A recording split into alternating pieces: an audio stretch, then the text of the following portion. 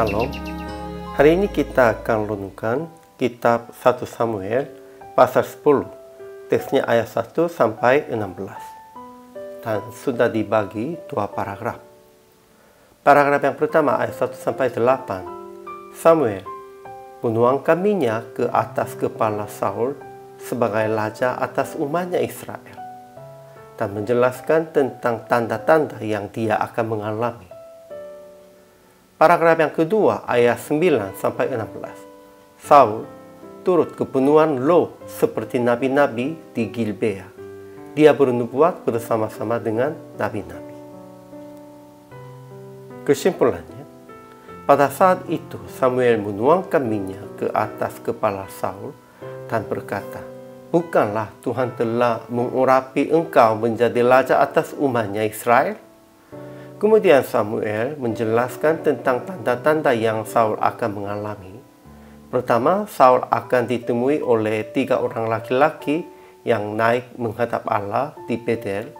Kedua, dia akan berjumpa di Gilbea dengan selompongan nabi dan turut kepenuhan roh seperti nabi-nabi sampai bernubuat bersama-sama dengan nabi-nabi.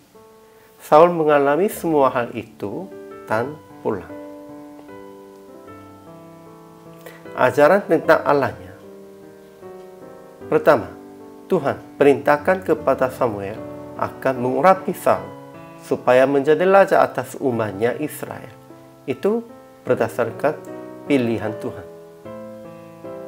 Kedua, roh Tuhan berkuasa atas Saul.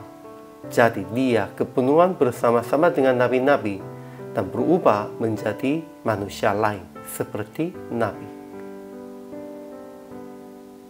Ajaran tentang manusianya. Pertama, Samuel menuangkan minyak ke atas kepala Saul dan berkata, "Bukankah Tuhan telah mengurapi engkau menjadi raja atas umatnya Israel?"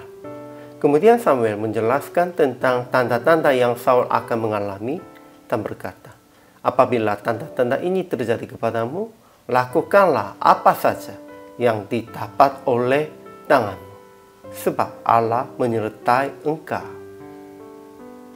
Kedua, Saul menemui 3 orang laki-laki yang naik menghadap Allah di Betel. Kemudian dia berjumpa serombongan nabi dan turut kepenuhan roh seperti nabi-nabi sampai bernubuat bersama-sama dengan nabi-nabinya. Begitu Saul diurapinya minyak dan diurapinya oleh roh. Jadi aplikasi hari ini. Pertama, tetap ikutlah bimbingan Tuhan dan menerima pilihan Tuhan supaya menanggung kewajiban sebagai pemimpin yang Tuhan mengangkat.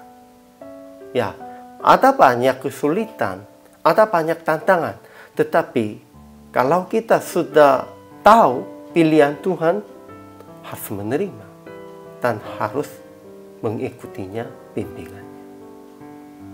Kedua, usaha akan dipenuhi roh Allah dimanapun, baik dalam kehidupan sehari-hari maupun tempat dan waktu dikhususkan oleh Tuhan. Setiap hari, setiap waktu, sepanjang hidup dan dimanapun kita harus usaha untuk kehidupan dipenuhi roh. Inilah kehidupan orang percaya. Jadi, pada praktik hari ini, melihat tanda-tanda dari Tuhan dan mengatasi semua rasa takut dan bimbang. Kemudian tetap usaha akan melakukan sesuai dengan rencananya supaya melaksanakan kehendak Tuhan di dalam kehidupan kita. Inilah kehidupan sepertinya hamba Tuhan dan orang percaya.